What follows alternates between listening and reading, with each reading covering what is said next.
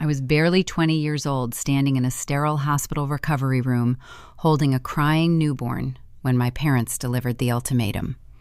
My father, Thomas, stood near the door wearing his tailored real estate broker suit.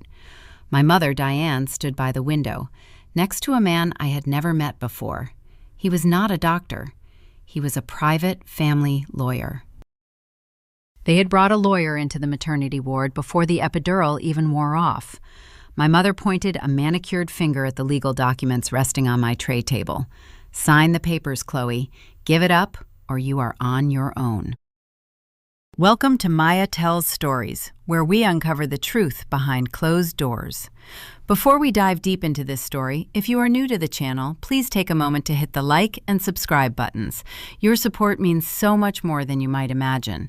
And by the way, leave a comment letting me know where you are watching this video from and what time it is where you live right now. I absolutely love reading those comments. The phone rang on my metal desk. The caller ID displayed a Eugene area code. I had not heard my mother's voice in 14 years. When I picked up the receiver, Diane did not say hello. Her voice trembled with a frantic, accusing panic. "Is that her? On the OSAA website? Did you kidnap the baby from the adoptive family, Chloe?" The concrete floor of the logistics warehouse in Bend radiated a bitter, seeping cold. I sat in my elevated office wearing a faded dark green Gore-Tex rain shell, tracing the edge of a shipping manifest. I stared out through the glass walls at the bustling warehouse floor below. My mother did not think I had survived. She genuinely believed I was a felon who had stolen an infant from a private agency and spent a decade and a half hiding from the law. Diane had been casually scrolling the Oregon School Activities Association page to check the track times for a university colleague child. The athletic algorithm highlighted a victory photo from the recent district meet. Mia, my 14-year-old daughter.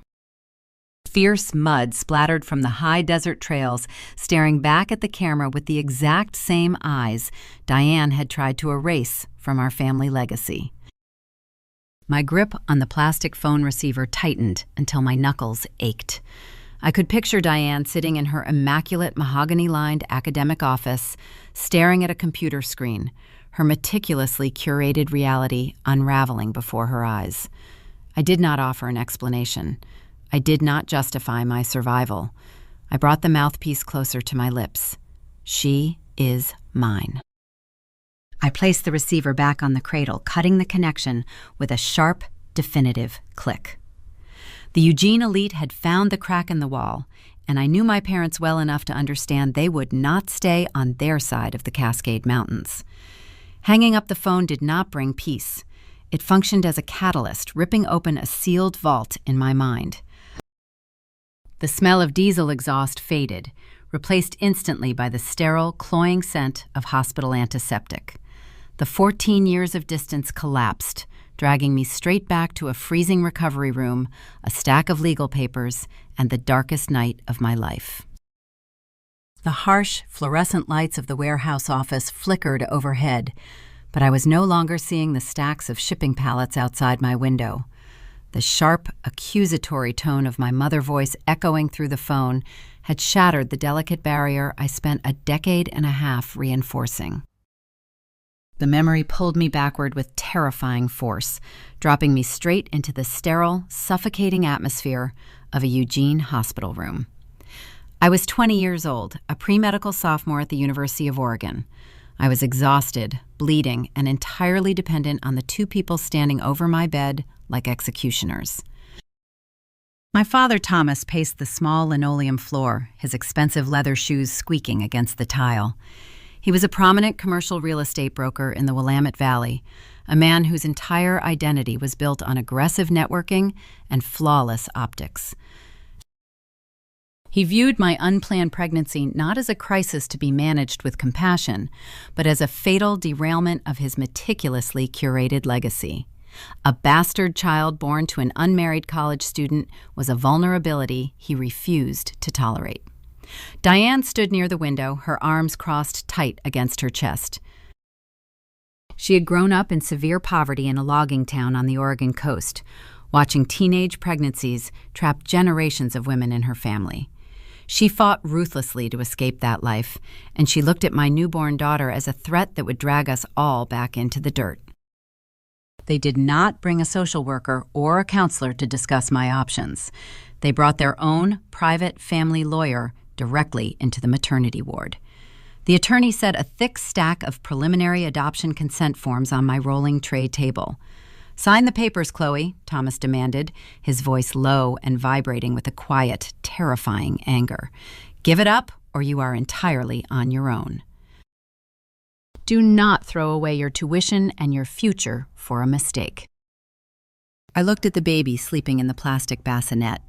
She was swaddled in a thin, striped hospital blanket, her tiny chest rising and falling with soft, rhythmic breaths.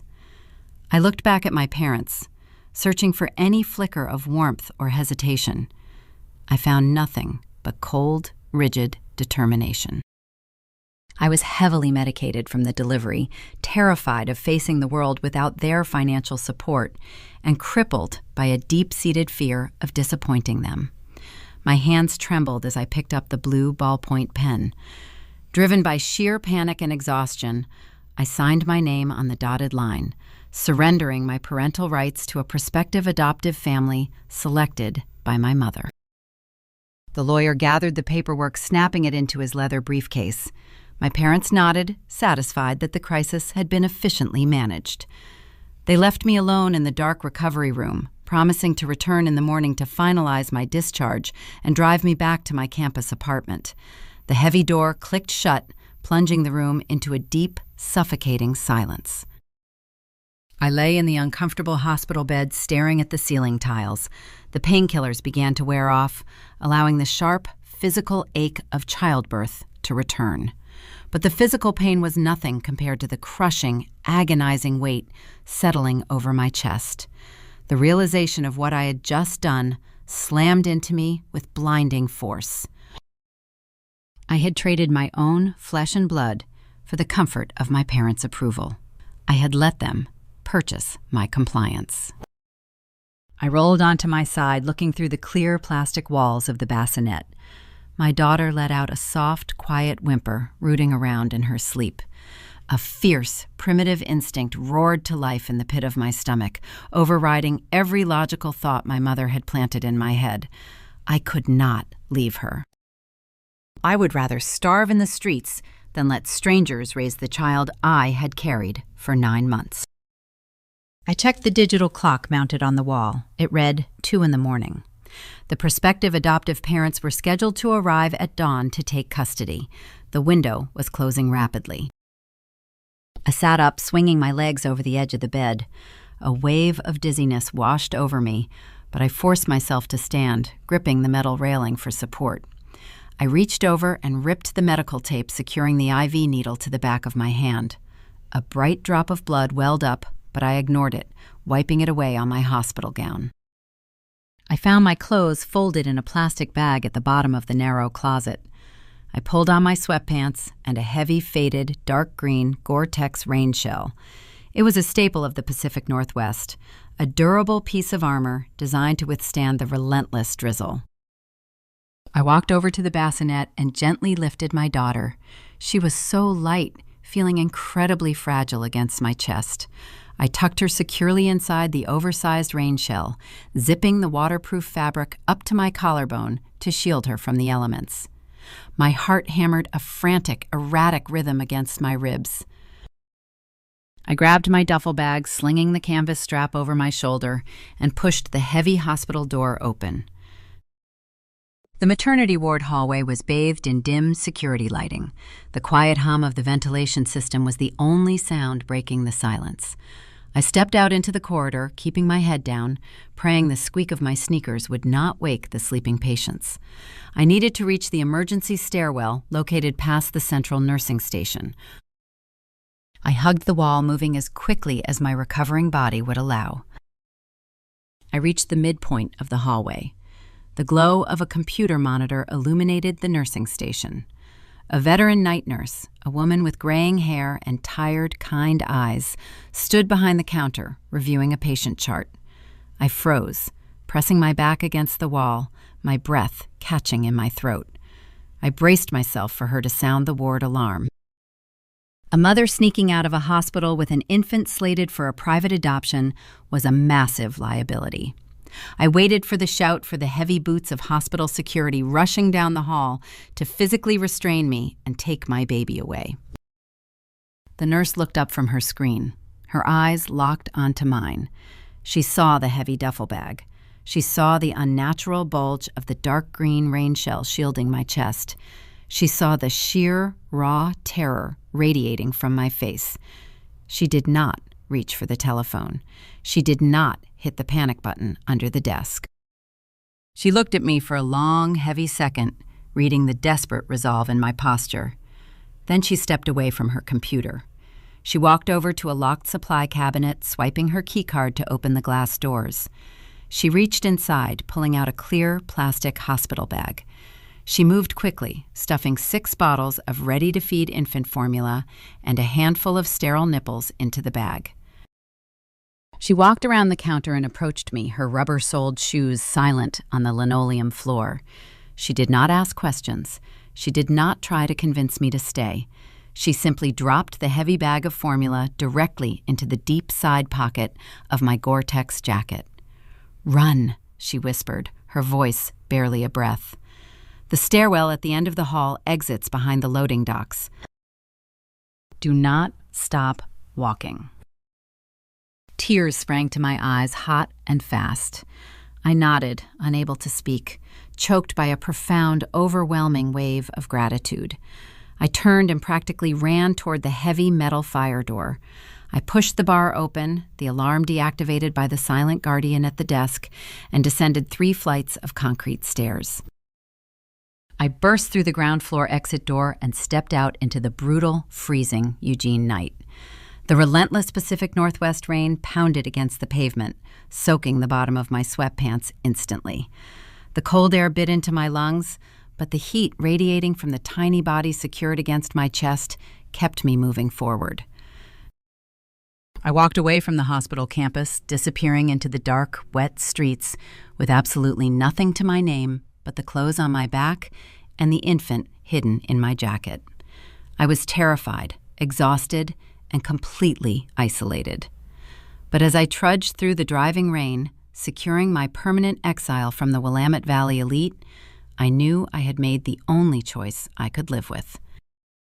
I just did not realize how quickly and viciously my father would move to ensure my survival would be nearly impossible. The freezing rain soaked through the canvas of my duffel bag as I trudged the 2 miles from the hospital to my off-campus apartment. The dark green Gore-Tex shell shielded my newborn daughter completely, keeping her warm against my chest while the wind bit through my thin sweatpants. The adrenaline of the escape kept my legs moving, but beneath the frantic energy, a terrifying reality was settling into my bones. I had just stolen my own baby back from a private adoption. I expected flashing lights. I expected a Eugene police cruiser to pull alongside me on the wet pavement, demanding I hand over the infant. I jumped at every passing headlights, diving behind parked cars or thick evergreen hedges, gripping the baby tight. But the sirens never came. I reached the rusted metal staircase leading up to my second-floor apartment, my key fumbling in the lock. I pushed the door open, collapsing onto the cheap linoleum floor of the entryway. The apartment was cold, the radiator rattling faintly in the corner. I unzipped my jacket, carefully laying the sleeping infant on the center of my narrow twin bed. She looked so incredibly small, dwarfed by the heavy wool blankets. I sat on the edge of the mattress, staring at her, listening to the relentless drumming of the Willamette Valley rain against the single-pane window. I nursed her in the dark, the silence of the room amplifying the crushing weight of my isolation. I waited for the heavy knock on the door from a police officer holding a warrant. But my mother, Diane, was far too calculating to involve law enforcement. Calling the police would mean creating a public police report. It would mean reporters asking questions, drawing the attention of her academic colleagues at the university, and exposing the brutal truth that a prominent administrator had tried to coerce her daughter into abandoning a child.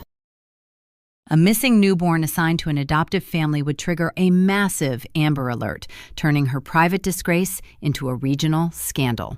Instead of calling the authorities, she chose a much quieter, infinitely more ruthless path. She lied to the prospective adoptive parents, telling them I had backed out at the last minute, citing an unforeseen maternal breakdown. Then she and my father turned their attention entirely to punishing me for my disobedience. They were going to starve me out, ensuring my survival was completely impossible. The fallout arrived the next morning, not with a dramatic confrontation, but with the soft slide of heavy paper across the entryway linoleum. I was pacing the small living room, holding a crying Mia, when I heard the distinct rustle near the front door.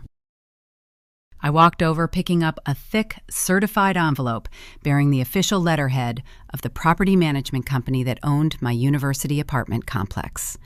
I ripped it open, my hands shaking so badly the paper tore. The letter was not a polite warning. It was a formal, legally binding 72-hour notice of eviction. My father, Thomas, had not just frozen the joint checking account that paid my tuition and bought my groceries. He had utilized his extensive connections in the commercial real estate sector to execute a surgical strike on my basic shelter.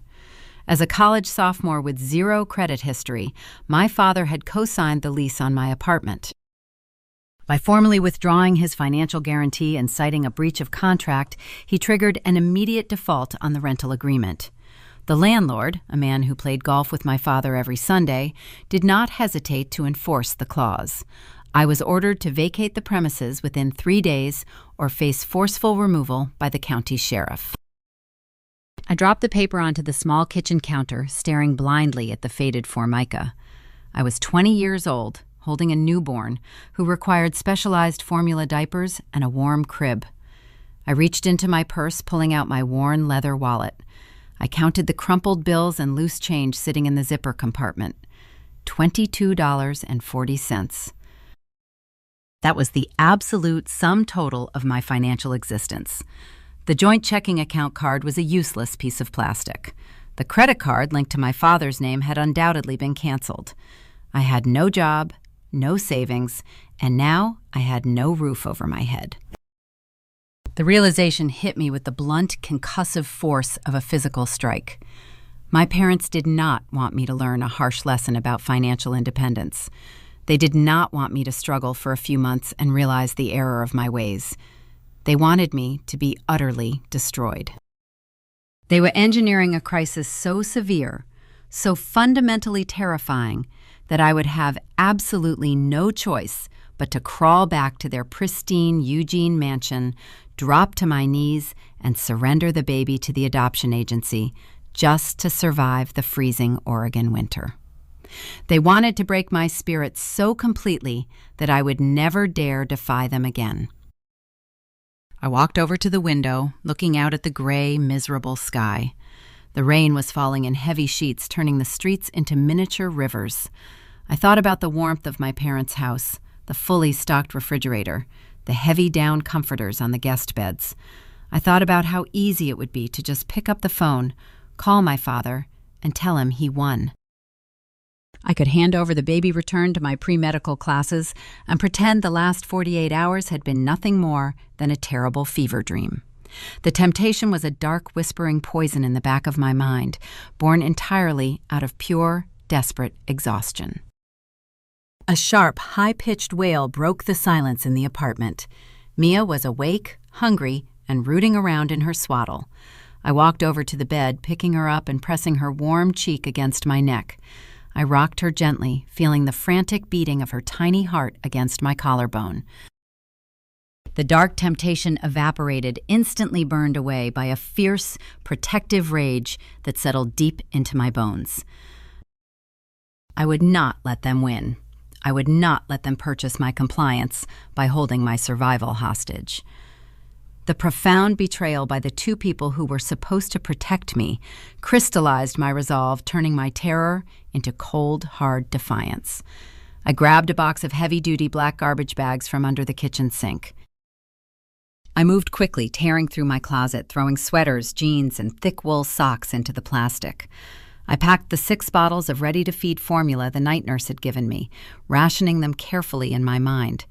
I dumped the contents of my bathroom drawers into a separate bag, keeping only the absolute essentials. I watched the clock on the microwave tick forward, counting down the hours I had left before the sheriff arrived to physically drag me out of the building. The Willamette Valley rain continued to pound against the glass, a relentless reminder of the harsh world waiting outside my door. But I was not going to wait for the eviction. I was not going to give my father the satisfaction of a forced removal. I was going to leave on my own terms. I strapped Mia securely to my chest, zipping the dark green Gore-Tex shell over her fragile body. I grabbed the 2 heavy garbage bags, slinging them over my shoulders, and walked out of the apartment without a single backward glance. I was walking into total poverty, but I was walking out with my daughter. The physical escape was complete, but the real battle was waiting for me in a sterile government building in Salem, where a ticking legal clock threatened to undo everything I had just sacrificed to achieve. Walking away from the apartment was a physical escape, but the legal chains were still wrapped tightly around my ankles. I was carrying my daughter in my arms, but according to the state of Oregon, she did not belong to me anymore. The preliminary adoption consent form I had signed under the heavy narcotic haze of the recovery room was not a mere suggestion. It was a binding contract. I remembered the smug, private family lawyer my parents had hired, tapping his expensive pen against the clipboard. He had mentioned the statutory window casually, as if discussing a return policy on a luxury vehicle. Under Oregon family law, a biological mother has exactly 72 hours to formally revoke a preliminary consent to adoption. If that window closes, the signature becomes irrevocable. The state assumes total jurisdiction, and the child is permanently, legally reassigned to the prospective buyers. I did the math in my head while standing shivering at a bus stop on the edge of the university campus. 48 hours had already evaporated. I had spent them hiding in my apartment and packing garbage bags. I had less than 24 hours to navigate a judicial system designed for people who could afford retaining fees. I could not file the paperwork in Eugene. The local courthouse was crawling with judges and clerks who attended my mother academic charity galas. Filing there meant risking a phone call to my parents before the ink was even dry. I needed anonymity. I needed to reach the Marion County Family Court in Salem, 40 miles north. I spent 4 of my remaining $22 on a regional transit ticket. The bus was practically empty, smelling of damp wool and stale coffee. I sat in the very back, wrapping my dark green Gore-Tex shell tightly around Mia. I stared out the streaked window, watching the familiar academic buildings of the Willamette Valley disappear into the gray mist.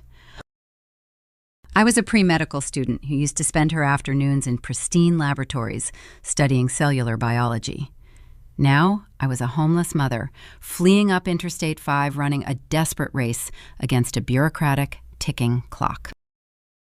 The Marion County Courthouse loomed ahead like a brutalist concrete fortress. The relentless Pacific Northwest rain had soaked right through my canvas shoes by the time I pushed through the heavy revolving doors. The lobby was a chaotic blend of arguing couples, tired public defenders, and weary security guards. I bypassed the main civil dockets and followed the faded blue signs pointing toward the Family Law Self-Help Center. It was a sterile, windowless basement room lit by harsh, flickering fluorescent bulbs. Rows of plastic chairs were bolted to the floor, occupied by people carrying their lives in battered cardboard boxes. I walked up to the thick plexiglass counter, pulling Mia closer to my chest to shield her from the drafty air. The clerk on duty was an older woman wearing reading glasses on a beaded chain. She looked up from her computer screen, her eyes scanning my soaked jacket, my pale, exhausted face, and the tiny sleeping infant strapped to my body. A flicker of deep, unvarnished pity crossed her features. I did not want her pity. I wanted a lifeline. I need to file a revocation of consent for a private adoption, I told her, my voice raspy and thin. The clerk frowned, tapping her keyboard. You need a lawyer for that, honey. The forms are complicated and the filing deadlines are strict. I do not have a lawyer, I replied, gripping the edge of the counter to keep my hands from shaking. I do not have money for the filing fee either. But I have less than 8 hours before the statutory window closes. Please, give me the forms. She stared at me for a long, heavy moment before reaching under the counter. She pulled out a thick stack of dense legal paperwork and a fee waiver application for indigent petitioners. She slid them under the plexiglass gap, handing me a cheap black ballpoint pen. Fill these out exactly as written. If you make a mistake, the judge will throw it out. I found an empty corner desk and set to work. My stomach twisted with a sharp, agonizing hunger, having not eaten a solid meal since the morning before my eviction.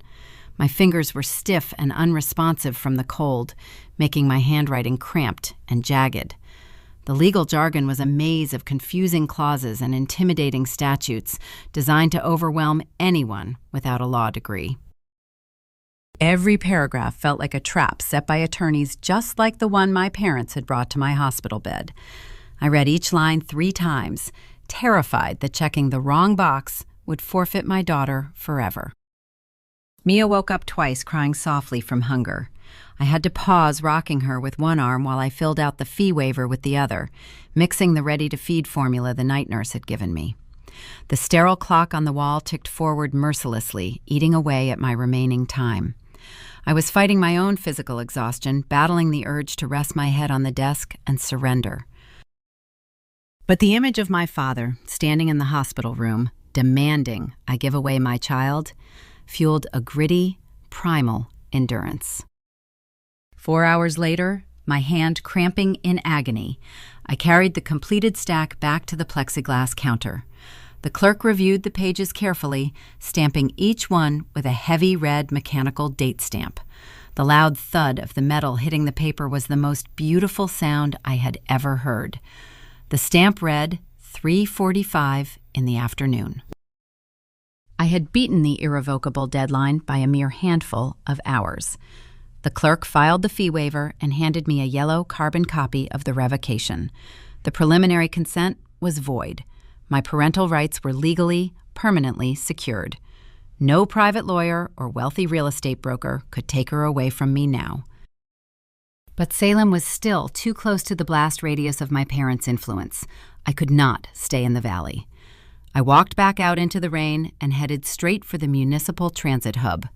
With my remaining $18, I bought a one-way ticket on a shuttle bus heading east over the Cascade Mountains.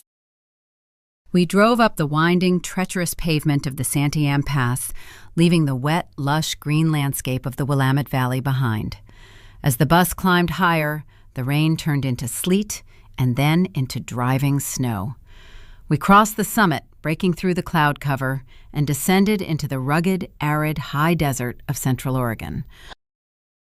The landscape shifted dramatically, replacing towering pine trees with twisted junipers and volcanic rock. We arrived in the town of Bend, a haven for outdoor industry workers and people looking to disappear into the vast wilderness.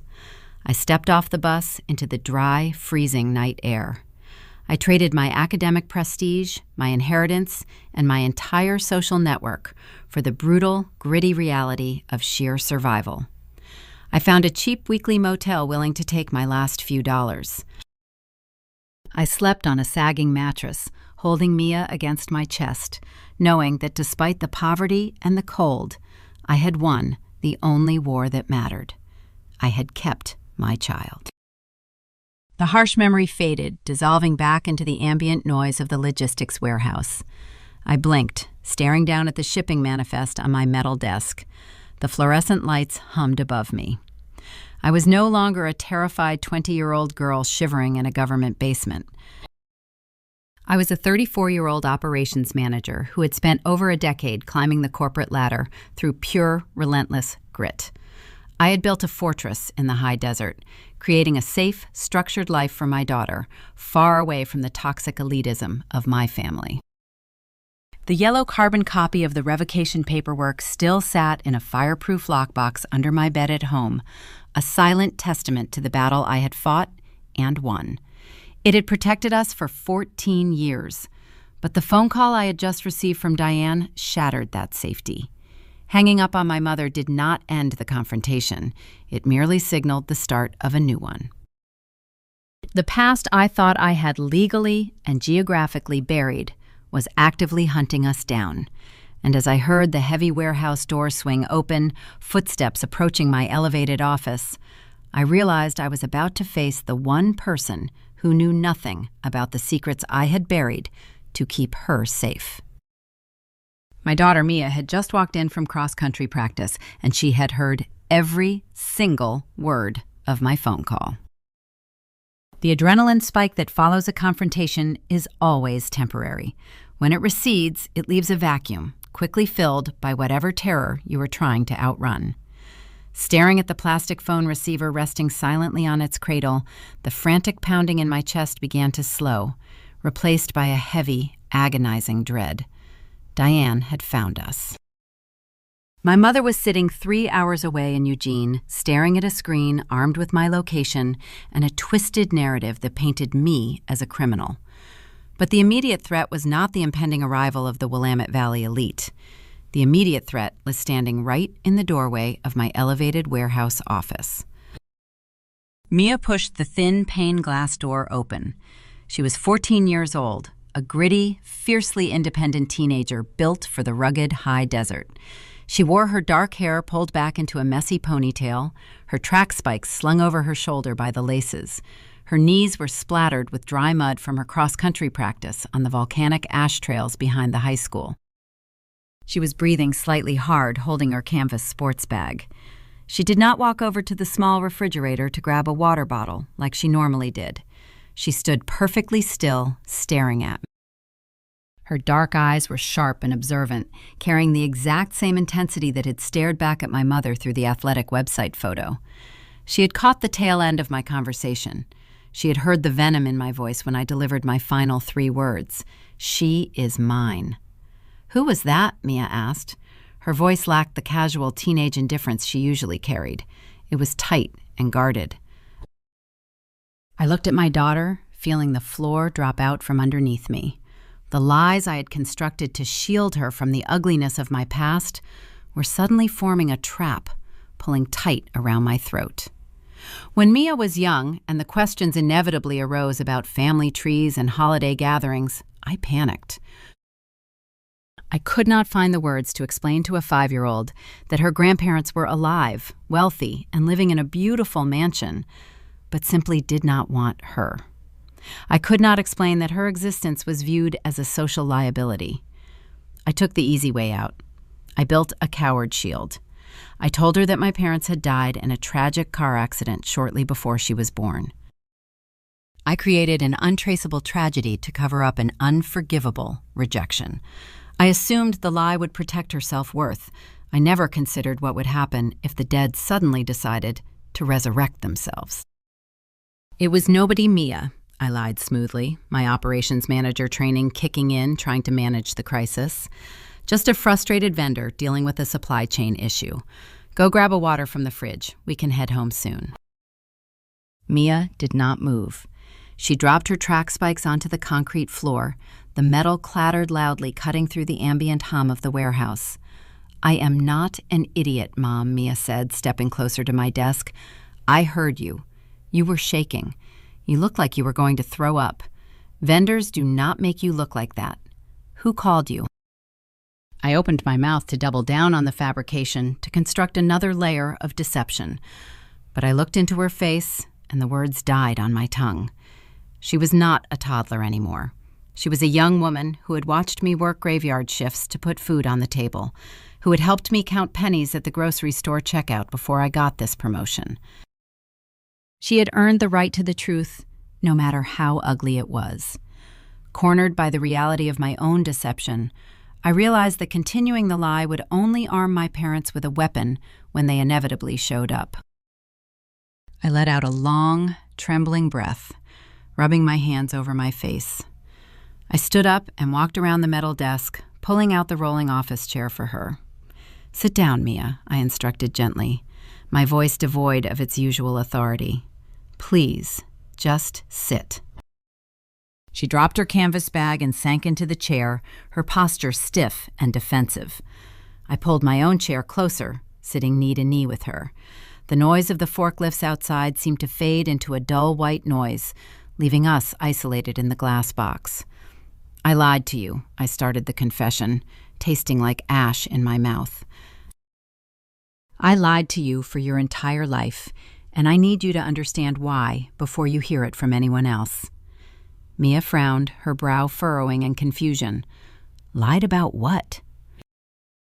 "Your grandparents are not dead," I told her the truth, landing heavy and jagged between us. "They are alive. They live in Eugene. That phone call was from my mother. She just found out where we are." The color drained from Mia's face. Her mouth parted slightly, the shock overriding her tough exterior. She stared at me, trying to process the magnitude of the revelation. "You told me they died in a car crash. You told me we had no one left. Why would you lie about that? Why would you hide them from me?"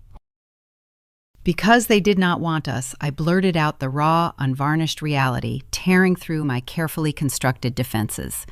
I leaned forward, resting my elbows on my knees, looking down at my hands. "I was 20 years old when I had you, Mia. I was a sophomore in college. My parents were wealthy, prominent people in the community. An unplanned pregnancy did not fit into their perfect plan. They brought a private lawyer into the hospital recovery room hours after you were born. They handed me a stack of papers and gave me an ultimatum.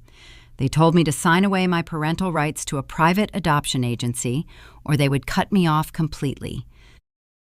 Mia sat frozen, her eyes wide, absorbing the brutality of the hospital room. "They tried to make you give me away."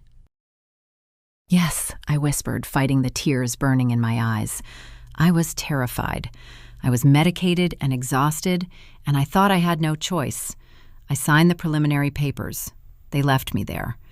But in the middle of the night, I woke up and I realized I could never let you go. I ripped the IV out of my arm. I packed you into my jacket, and I snuck out of the hospital. I walked into the freezing rain, and I never looked back. I looked up, meeting her gaze, desperate for her to understand the sacrifice. When they found out I kept you, they retaliated. My father withdrew his name from my apartment lease. They had me legally evicted within 72 hours. I had $22 to my name. I filed the revocation paperwork in Salem to secure my rights, and I ran over the mountains to Bend to hide from them. I told you they were dead because I could not bear to tell a little girl that her own blood threw her away like garbage. I wanted to protect you from that kind of rejection. I waited for the cinematic moment of forgiveness. I waited for her to lean forward, wrap her arms around my neck, and thank me for saving her. I waited for the validation that my lie was justified by the trauma of my past. It did not happen. Mia stood up slowly, her chair rolling backward and hitting the glass wall. She did not look at me with gratitude or sympathy. She looked at me with a profound, simmering fury. She was not angry at the grandparents she had never met. She was furious at the mother who had fundamentally manipulated her reality. "You lied to me for 14 years, Mia said, her voice dropping to a low, rigid whisper. Every time I asked about family, every time I had to do a stupid family tree project in grade school, you looked me in the eye and you lied. You did not protect me, Mom. You just made sure you were the only person I could ever rely on. You decided my history for me without giving me a choice." "Mia, please," I pleaded, standing up and reaching out for her arm. "I was trying to keep us safe. You do not know what they are capable of. You do not know how ruthless they can be." "Do not touch me," she snapped, pulling her arm away violently. She grabbed her track spikes and hoisted her heavy canvas bag over her shoulder. "I do not care about them. I care that the person who demands I tell the truth every single day has been lying to my face my entire life. I need space. Do not follow me." She turned and marched out of the office, slamming the thin glass door behind her. I watched her walk down the metal stairs and march across the warehouse floor, disappearing out the side exit into the fading high desert sunlight. I did not chase her. I sank back into my desk chair, burying my face in my hands, and sobbed. The tears were not born of fear, but of a crushing, devastating guilt. My desperation to build an impenetrable fortress around my daughter had caused a massive, realistic breach of trust between us. I had acted out of trauma, assuming my deception was an act of maternal sacrifice. Instead, I had alienated the only person who mattered. I sat alone in the quiet office, the chill of the concrete floor creeping up my legs. I had to find a way to earn back my daughter's faith, and I had to do it quickly. Because the Eugene elite do not wait for invitations. The phone call was just the warning shot, and I knew with sickening certainty that my parents were already crossing the mountains, preparing to exploit the very fracture I had just created. The ensuing 48 hours were a masterclass in silent psychological warfare inside my own home. Mia did not scream or throw things. She employed a cold, impenetrable silence, retreating to her bedroom the moment she finished her homework, avoiding eye contact during dinner. Nolan, my partner and Mia high school track coach, tried to bridge the gap, sitting with her on the back porch and talking quietly about the complexity of adult choices. He was a steady, grounding force, a man who grew up in the high desert and understood the value of patience. He did not push her to forgive me, but he made sure she knew the door was always open when she was ready. I spent those 2 days walking on eggshells, paralyzed by the fear that I had permanently damaged the only relationship that anchored my life. I was so consumed by the internal fracture that I failed to secure the perimeter against the external threat rapidly approaching over the mountains. The nightmare materialized on a Thursday afternoon just as the gray, overcast sky threatened to drop a mix of sleet and freezing rain over Bend. I was standing near the loading bays of the logistics warehouse, holding my aluminum clipboard, running a routine inventory check on a shipment of winter gear. The rhythmic backup alarms of the forklifts masked the sound of approaching tires on the wet gravel. I did not hear the vehicle arrive.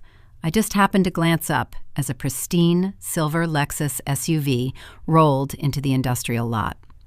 It bypassed the designated visitor parking area and pulled directly up to the loading docks, parking aggressively close to the commercial transport lanes. The luxury vehicle looked entirely alien, surrounded by battered delivery trucks and stacks of wooden pallets. The driver's side door opened. My father, Thomas, stepped out onto the wet asphalt. He wore a tailored wool overcoat, his silver hair perfectly combed, defying the damp wind. The passenger door opened a second later, and my mother, Diane, emerged. She wore a dark designer trench coat, her hands slipped into leather gloves. She did not look toward the entrance of the building. She immediately began surveying the environment. She scanned the faded corrugated metal siding of the warehouse, the stack of broken pallets near the dumpster, and the muddy tire tracks crisscrossing the lot. Her face twisted into a mask of profound aristocratic pity mixed with thinly veiled disgust. She was a tenured university administrator, accustomed to manicured academic quads and polished mahogany offices. She looked at my workplace and saw a tragic failure. She genuinely believed I was subjecting her biological granddaughter to a life of industrial squalor. They did not arrange a polite meeting through legal counsel. They did not send an email requesting a neutral location to discuss the 14-year absence. They drove unannounced over the treacherous Santiam Pass, crossing the Cascade Range to execute a surprise inspection. They came to assess the damage, hoping to find me broken and desperate enough to welcome their financial salvation. My heart slammed against my ribs, a frantic, erratic rhythm that sent a sudden spike of adrenaline straight into my bloodstream. The sheer audacity of them, stepping onto my territory, assuming they could simply park their luxury car and resume their parental authority after 14 years of forced exile, triggered a visceral defensive panic. I dropped my pen, letting it dangle from the clipboard string. I turned and walked quickly toward the employee locker room near the bay doors.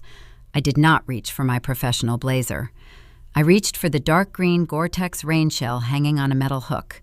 It was weathered, faded at the seams, and permanently stained with a faint trace of oil near the cuff.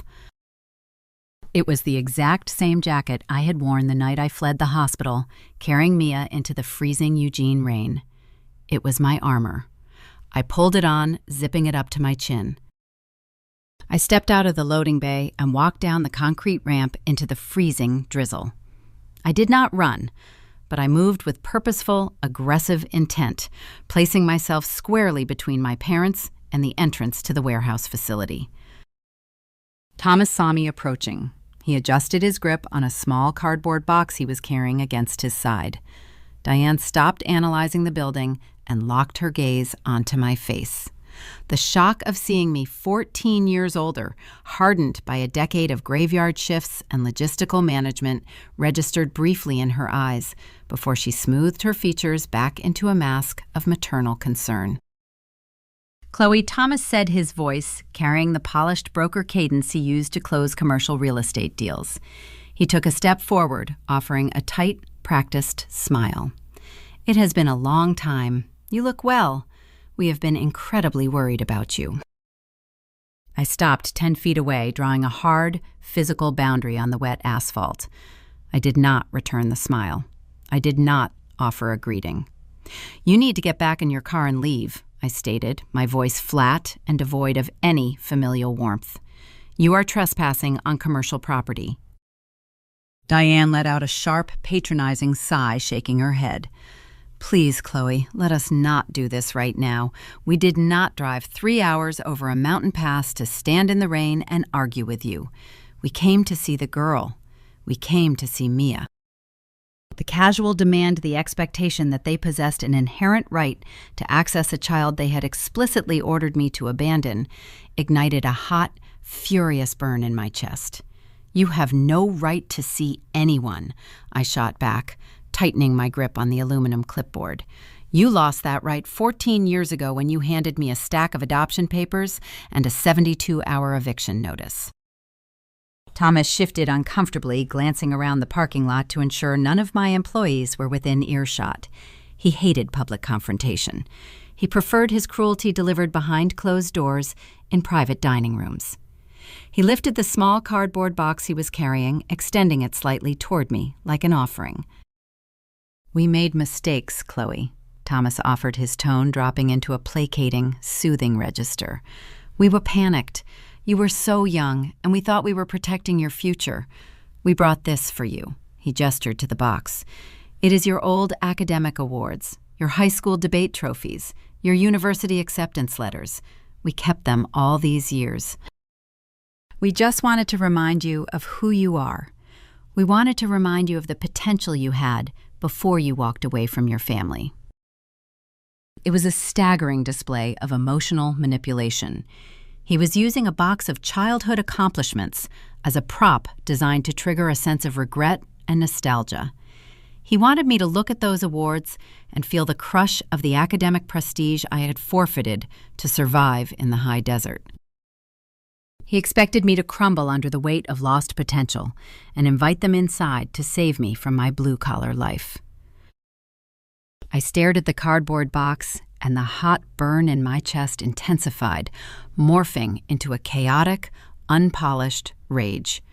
The exhaustion of the last few days, the agonizing guilt of Mia rejection, the sheer terror of facing the people who tried to destroy me, all collided in a single, overwhelming surge of adrenaline. The professional, stoic facade I maintained as an operations manager shattered completely, leaving behind the raw, terrified 20-year-old girl fighting for her life in the rain. I did not deliver a cool, cinematic response. I lost control. And in a moment of messy human imperfection, I escalated the confrontation from a tense standoff into an explosive, chaotic disaster, giving them the exact ammunition they needed to prove I was unfit. The cardboard box felt like a physical insult. Thomas held it out, presenting my childhood debate trophies and university acceptance letters as if they were holy relics, capable of resurrecting the compliant daughter I used to be. The rain began to fall harder, the freezing drops biting into my cheeks and plastering strands of dark hair across my face. I gripped the heavy aluminum clipboard tighter, the metal edge pressing painfully into my palm. I was 34 years old, an operations manager who navigated complex supply chain crises daily. But looking at my parents standing in the wet gravel of my parking lot, I felt the crushing, suffocating terror of my eviction rushing back in. "I do not want those," I said, my voice tight, defensive, and uncomfortably loud. "Put them away. You do not get to come here after 14 years and act like you care about my potential. You tried to force me to give my child to strangers." Diane took a step forward, her designer boots sidestepping a shallow puddle. She did not raise her voice. She used the precise, cutting, academic tone she perfected over 30 years of university administration, the tone designed to make the listener feel incredibly small and intellectually inferior. "We tried to save your life, Chloe," Diane stated, adjusting her leather gloves. "We saw the trajectory you were on, and we offered you a way out. And look at where your stubbornness has led you." She swept her hand in a slow, deliberate arc, gesturing toward the loading docks, the rusted delivery trucks, and the stacks of broken wooden pallets. "You traded a medical degree and a secure future in the Willamette Valley to work in a freezing warehouse. You are managing logistics for outdoor gear while your peers are running hospitals. Is this the blue-collar existence you think is appropriate for our grandchild?" I stared at her, the sheer, arrogant hypocrisy of her statement making my chest burn. She grew up in a logging town surrounded by the very working-class grit she was now mocking. She spent her entire life running from poverty, terrified that an unplanned baby would drag her back to the coast. She was projecting her own deep-seated trauma onto my life, refusing to see the stability I had built. "I built this life from nothing," I shot back, my voice starting to tremble. "You threw me out into the street. You pulled the lease on my apartment. I worked graveyard shifts in a freezing warehouse while raising a baby alone. I earned every single thing I have. My daughter has a home, and she is safe, and she is loved." Thomas let out a heavy, dramatic sigh, shifting the cardboard box to his other arm. He looked at me with a mixture of pity and exhaustion. "You are surviving, Chloe. You are not thriving. We can see that. We ran a background check on this facility before we drove over the pass. We know what a regional operations manager makes in this county.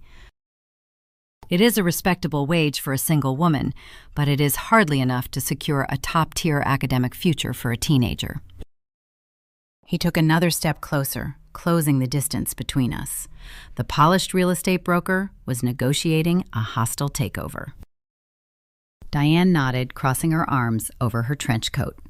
"We have a right to ensure her living conditions are suitable, Chloe. If you refuse to let us see her, we are perfectly capable of retaining a family lawyer here in Deschutes County to assess the situation formally. The court tends to look favorably upon grandparents willing to provide substantial financial security to a minor living in borderline poverty." The word poverty triggered an explosive reaction deep in my gut. They were not just insulting my career, they were threatening to use their immense wealth to initiate a legal battle over my daughter 14 years after they ordered me to abandon her. The levees holding back my composure shattered completely. The polished professional facade I relied on to navigate my adult life disintegrated, leaving only raw, unfiltered panic and rage. I did not deliver a cool cinematic response. I lost control. "You are not taking her," I screamed, my voice cracking and echoing loudly across the wet asphalt. A forklift operator near the bay doors paused, looking over his shoulder at the commotion. I did not care who was watching. "You do not get to threaten me. You do not get to show up here and threaten me." Thomas held up his free hand, adopting a placating posture, as if trying to calm a hysterical animal. "Chloe, lower your voice. You are causing a scene. Please just take the box. Look at your awards. Remember who you are. We just want to help you fix this mess." He took one final step, thrusting the cardboard box toward my chest. The invasion of my physical space, the aggressive demand to accept his manipulative prop, and the terrifying legal threats from my mother boiled over. Logic abandoned me entirely. I did not step back. I swung my arm back and hurled the heavy aluminum warehouse clipboard with every ounce of physical strength I possessed. The clipboard flew through the freezing rain, a heavy, clumsy projectile. It missed Thomas by a wide margin, sailing past his shoulder. It smashed violently into the front tire of his pristine silver Lexus. The sharp metal edge struck the expensive alloy rim with a loud grinding crunch before clattering onto the wet gravel, leaving a deep, ugly scratch gouged into the polished metal. The silence that followed was deafening. The only sound was the steady drum of the freezing rain hitting the hoods of the parked trucks. I stood there, my chest heaving, my breath coming in ragged gasps, staring at the dented clipboard lying in the mud. I felt a sudden, sickening wave of shame wash over me. I was a 34-year-old manager, and I had just thrown a physical object at a luxury car, like a petulant, out-of-control teenager. It was messy, unprofessional, and entirely human. Thomas lowered the cardboard box slowly. He looked at the scratched rim of his vehicle, and then he looked back at me. The placating fatherly concern was gone, replaced by a look of manufactured, horrified vindication. Diane did not flinch. She simply stared at me, her eyes cold and calculating. "This is exactly what we were afraid of," Diane said, her voice deadly quiet. "You are still completely unstable, Chloe. You have not matured at all. You are a violent, emotional wreck, and you have absolutely no business raising a child in this condition." She turned on her heel and walked to the passenger side of the Lexus, pulling the door open. Thomas did not say another word. He set the cardboard box down gently on the wet asphalt near my boots. He walked around to the driver's side, climbed in, and started the engine.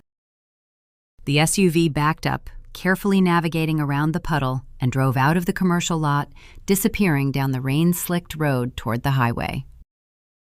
I stood alone in the freezing rain, staring at the cardboard box sitting in the mud. The rain quickly soaked through the cardboard, warping the edges. I was shaking uncontrollably, the adrenaline crash leaving me weak and nauseous. They had provoked me, intentionally, pushing every psychological button they installed during my childhood, until I snapped. And I had handed them the exact reaction they wanted. I gave them documented proof that I was unhinged. I provided the narrative they needed if they decided to pursue legal action regarding Mia. I walked over and picked up the dented aluminum clipboard, the cold metal biting into my freezing fingers. I left the cardboard box in the mud and walked back toward the loading bays, feeling a profound, crushing defeat. I had survived 14 years of exile, only to let them break my composure in less than 10 minutes. I assumed they were heading back over the Santiam Pass, returning to Eugene to hire their lawyers and begin the legal siege. I assumed the physical confrontation was over. But I severely underestimated the depth of my father manipulation. The aggressive threat in the parking lot was just a diversionary tactic. The real trap, the carefully constructed snare designed to bypass my authority entirely, was waiting for me the very next morning, arriving not with a threat, but with a tearful, deceptive olive branch that almost convinced me he had changed. The morning following the parking lot confrontation dawned with a sharp, biting frost that coated the high desert sagebrush in a thin layer of white ice. I arrived at the warehouse early, hoping the grueling routine of logistics management would burn away the residual shame of my meltdown. I threw myself into inventory manifests and shipping schedules, trying to ignore the dull ache in my chest and the strained silence still lingering between Mia and me at home. I expected to receive an email from a Eugene law firm formally requesting a family court hearing. I expected a certified letter outlining Diane demands. I did not expect to see my father walking across the concrete warehouse floor completely alone. Thomas Beaumont was a man who navigated commercial real estate deals with a shark-like efficiency. He relied on polished intimidation and the quiet backing of his aggressive wife. Seeing him without Diane, without the gleaming Lexus, and without his usual arrogant posture was deeply unsettling. He wore a heavy wool coat over a simple sweater, his shoulders slumped, conveying a profound, heavy exhaustion. He stopped at the base of the metal stairs leading up to my glass-enclosed office. He did not shout or demand entry. He simply looked up at me through the glass, raising his hand in a tentative, silent request for permission to ascend. My initial instinct was to lock the door. The memory of my aluminum clipboard smashing into his tire was fresh and mortifying. But seeing him stand there looking significantly older than his 60 years, stripped of the aristocratic sneer he wore the day before, triggered a confusing flicker of hesitation. I nodded once, granting him access. He climbed the stairs slowly, his hand gripping the metal railing as if he needed the physical support. He pushed the door open, stepping into the drafty office. The air smelled of stale coffee and cardboard. He did not survey the room with disgust as Diane had done. He simply took off his coat, draping it over the back of the single guest chair, and sat down facing my desk. He looked at me, his eyes red-rimmed and bloodshot. The silence stretched between us, heavy and awkward, before he finally spoke. "I am so sorry, Chloe," Thomas said, his voice cracking rough and uneven. "I am so incredibly sorry for yesterday. I should not have let her speak to you that way. I should not have brought that box. It was cruel, and it was unnecessary." I sat back in my chair, crossing my arms tightly over my chest, maintaining my defensive posture. "Why are you here, Thomas? Where is your wife?" "She is at the hotel," he replied, running a shaking hand over his face. "I left before she woke up. I had to see you alone. I had to apologize. Not just for yesterday, for everything." He leaned forward, resting his elbows on his knees, looking down at the scuffed linoleum floor. I watched a prominent Willamette Valley broker strip away his armor and crumble in my office. A genuine, ragged sob tore out of his throat. Tears spilled over his lower eyelids, tracking down the deep lines bracketing his mouth. It was an astonishing display of vulnerability from a man who spent his life projecting impenetrable strength. "I was a coward, Chloe." Thomas wept, his voice barely a whisper. 14 years ago, in that hospital room, I was a terrified coward. You have to understand, Diane grew up in brutal poverty on the coast. She watched her sister get pregnant at 19 and spend her life trapped in a cycle of debt and abuse. When you got pregnant, Diane panicked. She saw you repeating her family history and she reacted with pure terror. She convinced me that forcing the adoption was the only way to save you. And I let her do it. I stood there and I let her give you that ultimatum because I did not know how to stand up to my own wife. He looked up at me, his eyes pleading for understanding. I have spent every single day for the last 14 years regretting my silence. When we realized you took the baby and ran, Diane wanted to call the police. She wanted to file kidnapping charges. I stopped her. I told her if she sent the police after you, I would file for divorce and expose everything. I made sure you were not hunted down. It was the only thing I could do to protect you after failing you so completely in that room. The narrative was intoxicating. It provided a neat, understandable framework for the trauma I had endured. It painted my mother as the primary architect of the cruelty, and positioned my father as a flawed, regretful bystander who had quietly intervened to secure my freedom. He was offering me a villain and a victim, and desperately asking me to recognize his remorse. For a brief, agonizing moment, the defensive wall I had built around my heart wavered. I wanted to believe him. I desperately wanted to believe that the father who used to read me bedtime stories still existed, buried beneath decades of enabling my mother trauma. I did not realize how badly I wanted a parent until he sat in front of me, crying, apologizing for the exact wound that had defined my adult life. "I understand you cannot forgive me," Thomas continued, pulling a pristine white linen handkerchief from his pocket and wiping his eyes. "I do not expect you to let me back into your life.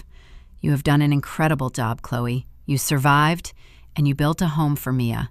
You proved us wrong. I just want to do one thing right. I want to offer you the support I should have offered 14 years ago." He reached into the inner pocket of his sweater and produced a thick, heavy legal folder. He set it gently on my metal desk, sliding it across the surface until it stopped near my keyboard. "I know you make a decent living here," he said, his tone shifting from weeping father to practical provider. "But college tuition is a terrifying financial hurdle for a single mother. I set this up yesterday afternoon with a wealth management firm here in Bend. It is an irrevocable 529 college savings plan designated exclusively for Mia future education. It is fully funded with $150,000. I stared at the folder, the magnitude of the number echoing in my brain.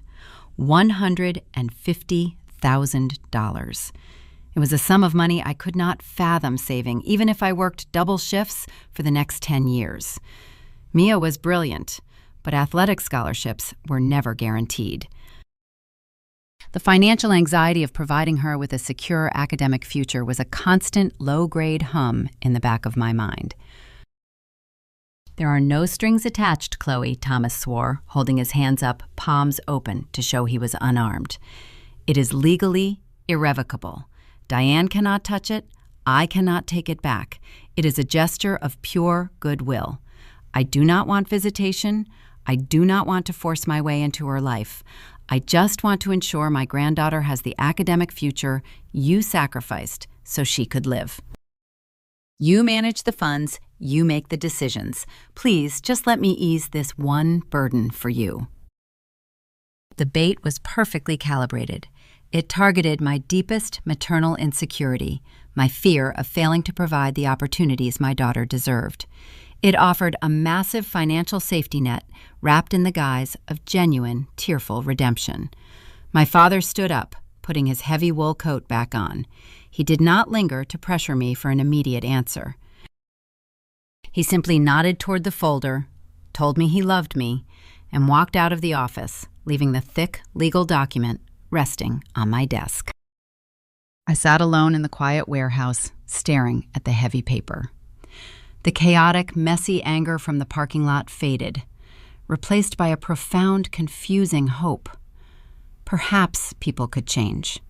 Perhaps the crushing guilt of a 14-year exile had finally broken through my father-aristocratic facade.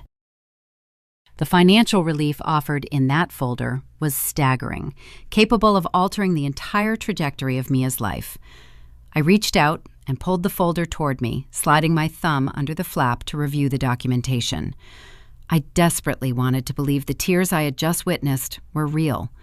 I wanted to accept the olive branch and believe the war was over. I had no idea I was opening a meticulously designed trap. The silence in my kitchen that evening felt thick and heavy, loaded with the unresolved tension of the last 3 days. Mia had retreated to her bedroom immediately after dinner, shutting the door with a firm click that echoed through the small house. The gap between us remained painfully wide, but my immediate focus was locked on the thick legal folder resting on the scarred oak table. I poured a mug of tea and sat down beneath the warm glow of the pendant light. Nolan sat across from me, marking up a stack of high school history essays with a red pen. He was a steady, grounding presence, a man who understood the rugged endurance required to survive the high desert. He had coached me as cross-country team for 3 years before we started dating, and he knew exactly how fiercely I protected our quiet life. He glanced up from his grating, noting the intense focus etching deep lines across my forehead. "Are those the documents your father dropped off?" Nolan asked, keeping his voice low so the sound would not carry down the hallway. I nodded, sliding the first page out of the manila folder. "Yes, it is an irrevocable 529 college savings plan, fully funded, $150,000. He swore there were no strings attached. He said he just wanted to ensure Mia had a secure academic future." Nolan set his red pen down, leaning back in his chair. "That is a staggering amount of money, Chloe. But given what you have told me about his track record, I would read every single line before you sign anything."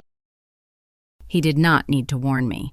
I was no longer the terrified 20-year-old girl who blindly signed preliminary adoption papers in a narcotic haze because a lawyer handed me a pen. I was a 34-year-old regional operations manager. I spent my days negotiating complex supply chain agreements, analyzing vendor liabilities, and dissecting dense logistical contracts. I knew how corporate entities hid their true intentions in the fine print. I approached the 529 plan documents with the same cold, calculating scrutiny I applied to commercial freight agreements. The first 10 pages were standard financial boilerplate.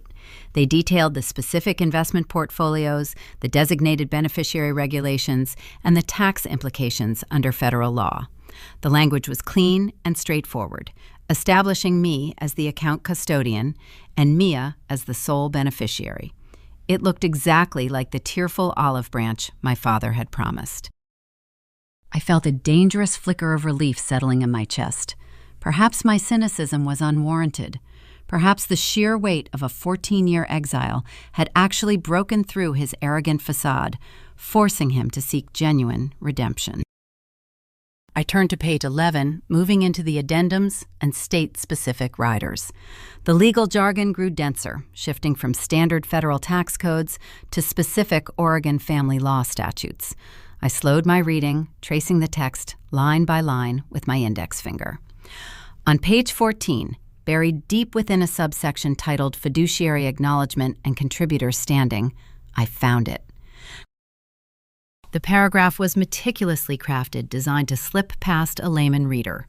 It stated that by countersigning the document and accepting the initial principal investment, the custodian formally, legally acknowledged the contributors Thomas and Diane Beaumont as active contributing financial guardians in the ongoing welfare and development of the minor beneficiary.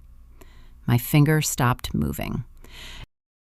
The faint hum of the refrigerator in the background seemed to fade away.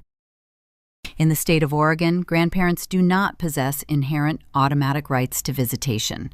The law heavily favors the fundamental right of the biological parent to determine who has access to their child.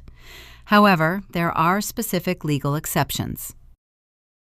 If a grandparent can prove to a family court judge that they have established an ongoing, substantial relationship with the child, or if they can prove they are acting as active, contributing financial guardians providing essential material support, the court can grant them legal standing.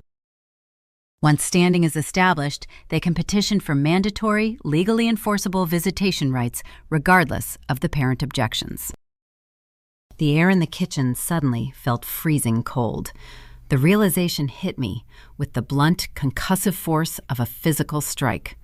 The $150,000 was not a gift. It was not a gesture of pure goodwill or a desperate attempt at paternal redemption. It was a Trojan horse. My father's performance in my warehouse office, the trembling hands, the ragged sobbing, the heartbreaking confession of his cowardice. In the hospital room, it was all a meticulously rehearsed act. He had weaponized my deepest maternal insecurity, using the promise of Mia's academic future to blind me to his true motive. They knew they could not win a custody battle. Hired a high-priced family law attorney in Eugene to draft a contract that would legally purchase their access to my daughter. If I signed that page 14 addendum, I would be voluntarily handing them the exact legal standing they needed to drag me into a brutal, protracted courtroom battle over mandatory visitation. They were attempting to bypass my authority entirely, using their immense wealth to force their way back into our lives. The betrayal settled deep in my chest, hardening into a block of solid ice. The brief, agonizing surge of hope I had felt in my office evaporated, replaced by a cold, calculating disgust. They had not changed at all. They had simply upgraded their manipulation tactics, trading hospital ultimatums for sophisticated legal snares. I slid the document across the table, turning it so it faced Nolan. I pointed to the buried clause, tapping the paper with a rigid finger. "Read page 14, I instructed, my voice dropping to a low, lethal register. "Read the fiduciary acknowledgement section." Nolan leaned forward, his brow furrowing as he read the dense legal text. He was a high school teacher, not a lawyer, but he was sharp enough to grasp the implication. He finished the paragraph and looked up at me, his jaw tightening. A dark, protective anger flared in his eyes. "They are trying to buy legal standing," Nolan stated, the disgust evident in his tone. "If you sign this, they can march into the Deschutes County Courthouse tomorrow and file a petition for mandatory visitation. They are using the college fund to establish themselves as active guardians." "Yes," I replied, pulling the document back toward me. My father sat in my office and cried real tears, telling me he just wanted to fix his mistakes. He swore there were no strings attached. He is a monster, Nolan. They are both monsters. They view Mia as a piece of property they are entitled to possess, and they are willing to use any deceptive tactic available to acquire her. I gathered the 15 pages of the contract, aligning the edges into a neat stack. I did not waste time crying over the deception. Tears were a currency they no longer deserved. I walked over to the small paper shredder I kept on the desk in the corner of the living room. I fed the heavy legal paper into the machine, watching the steel blades grind the predatory contract into thin, useless strips. The loud mechanical whir of the shredder was deeply satisfying, a physical manifestation of the boundary I was violently enforcing. When the entire document was reduced to confetti, I opened the plastic bin and scooped a handful of the shredded paper into a standard blank white envelope. I did not write a letter explaining my refusal. I did not include a note expressing my outrage over the deception. I simply sealed the envelope, wrote my parents' Eugene address on the front, and placed a single stamp in the corner. Mailing back the shredded contract was the most articulate response I could deliver. It communicated absolute, defiant rejection. I dropped the envelope in the outgoing mail slot at the post office the following morning. I knew the moment my father opened that envelope and saw the shredded remains of his expensive legal trap, the Cold War would end. The diplomatic manipulation had failed. Realizing they could not purchase my compliance, they would inevitably escalate to aggressive, overt action. The shredded paper would serve as the spark that ignited their final, desperate offensive. I braced myself for a legal fight, expecting them to file a formal petition demanding a court hearing. I assumed the next battle would take place in front of a judge. I severely underestimated the depth of my mother's arrogance and her willingness to bypass the law entirely. The battlefield was not going to be a courtroom. It was going to be the front lobby of my daughter's high school. The post office in Bend operates with an efficiency that guarantees regional mail reaches the Willamette Valley within 48 hours.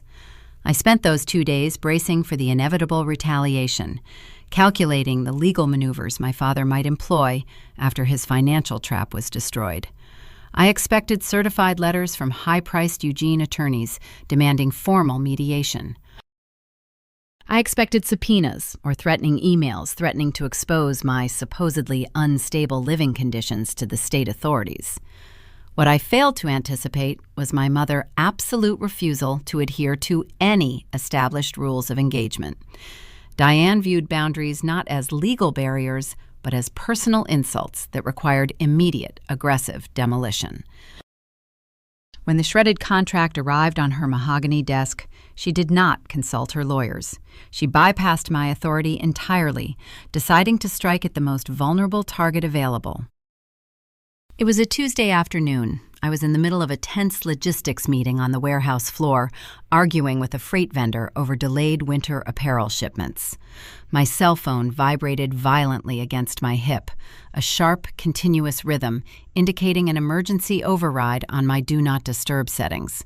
I pulled the phone from my pocket and checked the screen. The caller ID displayed the main office number for Summit High School. A cold spike of terror drove straight through my chest. The ambient noise of the warehouse, the clattering pallets, and the shouting supervisors faded into a dull, distant hum. I held up a hand, cutting the freight vendor off mid-sentence, and walked quickly toward the quiet of the loading bay corridor, answering the call. "Hello, this is Chloe." "Chloe, it is Brenda from the front office at Summit," the receptionist said, her voice tight and unusually frantic, dropping her typical, cheerful administrative tone. "We have a situation in the main lobby. There is a woman here demanding to see Mia. She bypassed the visitor check-in kiosk and walked straight up to the desk."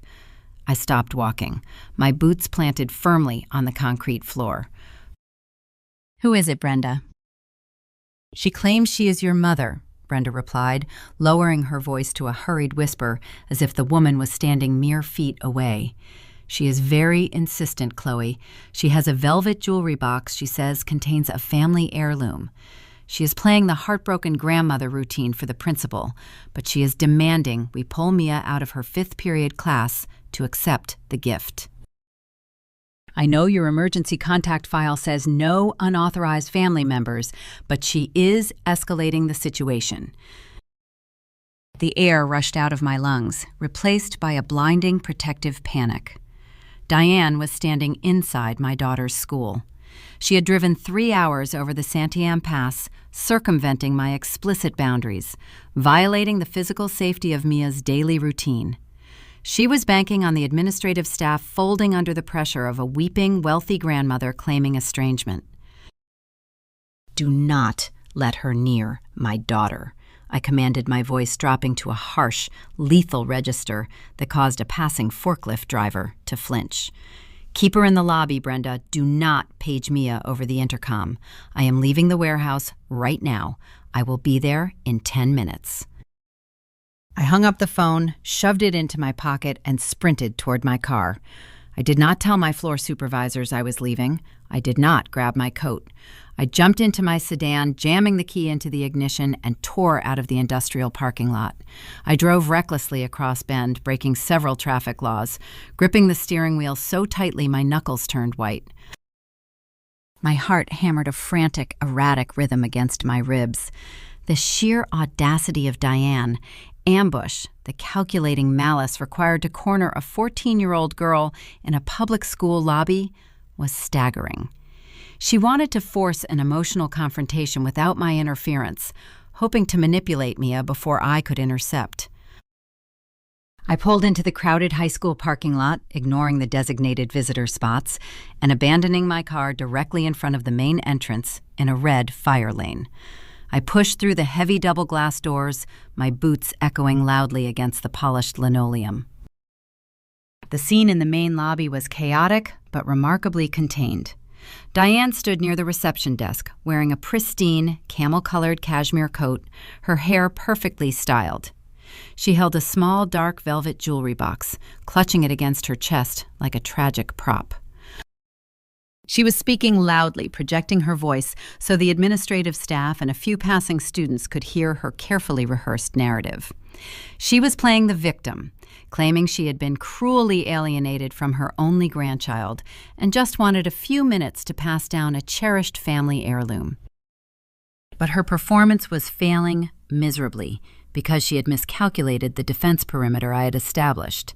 Standing directly between Diane and the corridor leading to the classrooms was Officer Miller, the armed school resource officer.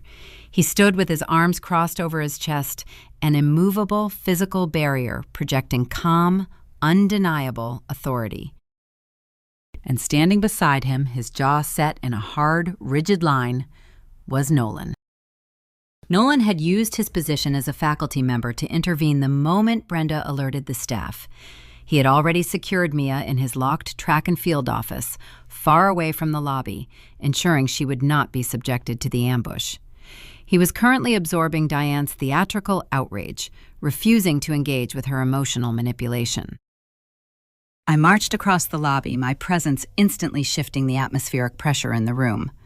Diane saw me approaching. The tragic weeping grandmother act vanished instantaneously, replaced by a cold, calculating glare. She straightened her posture, preparing to shame me in front of the school administration. "Chloe," Diane announced, her voice dripping with venomous condescension. "Finally, perhaps you can explain to these people why they are treating me like a criminal. I am simply trying to give my granddaughter a gift. Your relentless paranoia is alienating her from a loving family.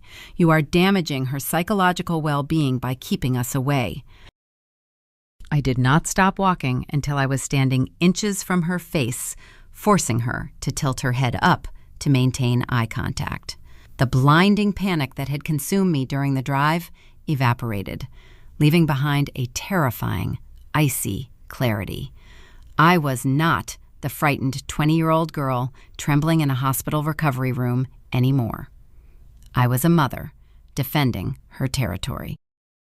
"You are not a loving family, Diane," I said, my voice low and dangerously steady, carrying clearly across the quiet lobby. "You are a predator. You drove 3 hours to ambush a child at her school because you realize you cannot control me anymore.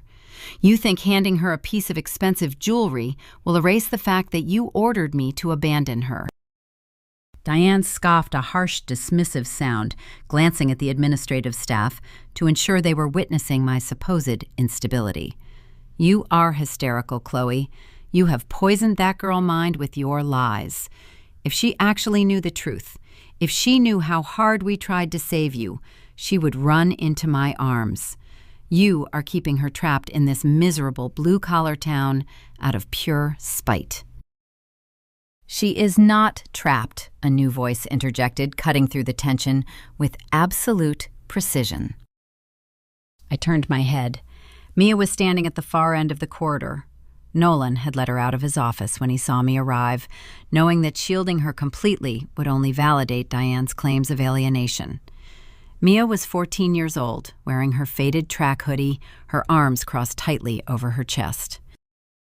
She looked exactly like I did the night I fled the hospital, fierce, gritty, and completely unbothered by aristocratic intimidation.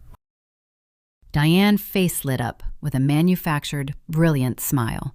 She took a step forward, holding the velvet box out like a bribe.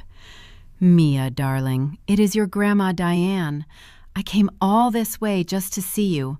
I have something so beautiful for you." Mia did not move. She did not run forward. She looked at Diane with a cold, unblinking clarity that was staggering to witness in a teenager. The fracture between Mia and me, the anger over my 14-year lie, had forced me to show her the unvarnished truth. I had unlocked the fireproof safe under my bed and shown her the yellow carbon copy of the revocation paperwork. She had read the legal documents proving that her grandparents had initiated a forced adoption and subsequently evicted her mother into the freezing rain. Mia knew exactly who the woman standing in the lobby was. "I know the truth," Mia said, her voice echoing down the linoleum hallway, devoid of any adolescent hesitation. "My mom showed me the hospital papers. I know what you did to her. I do not want your necklace, and I do not want you here. Leave my mom alone." The silence that crashed down over the lobby was absolute. Diane stood frozen, her outstretched arm holding the velvet box, trembling slightly. The weapon she thought she possessed, the assumption that Mia was a naive, estranged teenager, desperate for wealthy grandparents, shattered against the reality of Mia's gritty, high-desert resilience. The ambush had backfired spectacularly. Instead of driving a wedge between us, Diane had inadvertently cemented Mia's understanding of her true toxic nature. Officer Miller stepped forward, pointing a stern finger toward the glass exit doors. "Ma'am, I need you to vacate the premises immediately. If you do not leave, I will cite you for trespassing on school property." Diane lowered her arm, the velvet box disappearing into the pocket of her cashmere coat. She looked at Mia, and then she looked at me, her face pale and drawn tight with a furious, humiliating defeat. She turned on her heel, pushing through the heavy double doors, and walked briskly out into the rain toward her luxury SUV. The ambush was over, but the adrenaline crash forced me to confront a deep, terrifying flaw in my own psychological armor, requiring me to face the very trauma that almost destroyed my relationship with my daughter in the first place. The heavy glass doors of the high school lobby swung shut behind Diane, cutting off the freezing wind and sealing the building. The immediate physical threat was gone, but the adrenaline surging through my veins refused to dissipate. My hands trembled violently, leaving faint, damp streaks against the denim of my jeans where I wiped them.